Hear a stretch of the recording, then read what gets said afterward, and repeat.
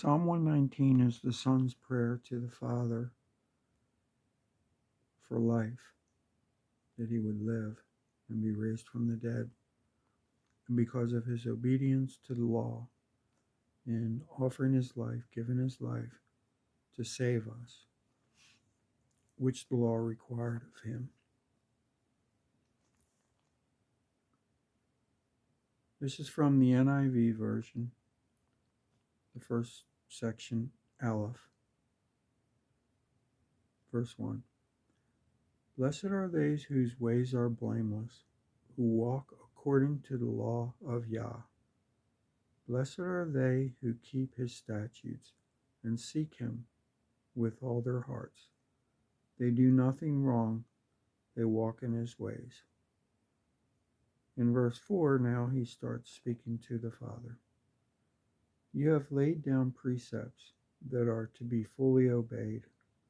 Oh, that my ways were steadfast in obeying your decrees. Then I would not be put to shame. When I consider all your commands, I will praise you with an upright heart. As I learn your righteous laws, I will obey your decrees. Do not utterly forsake me. That's the end of verse 8. So he asked that he would not be put to shame. He knew he was going to face the shame of the cross, but the ultimate shame would be death forever. So to be raised from the dead would be saving him from shame. And then in the last verse, I will obey your decrees. Do not utterly forsake me. Although he suffered on the cross and suffered death and the cruelty of man to him, and he died, he was not utterly forsaken because he was risen from the dead because of his obedience in giving his life, which was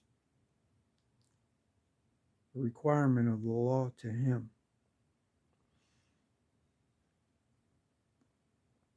He also says here that he will learn your righteous laws. So as he went through his life, he was learning constantly, like we do. And he learned his Father's righteous laws. And we're told in the New Testament also that he learned through what he suffered, through the whole experience of life and the cruelty he faced and the death he suffered,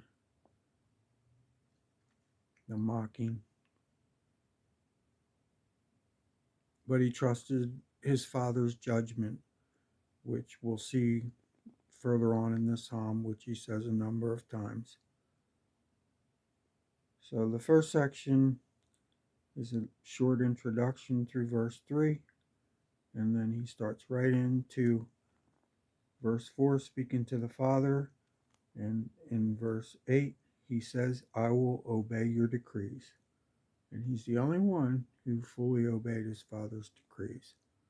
And he was not utterly forsaken, just as he asked, because he was raised from the dead.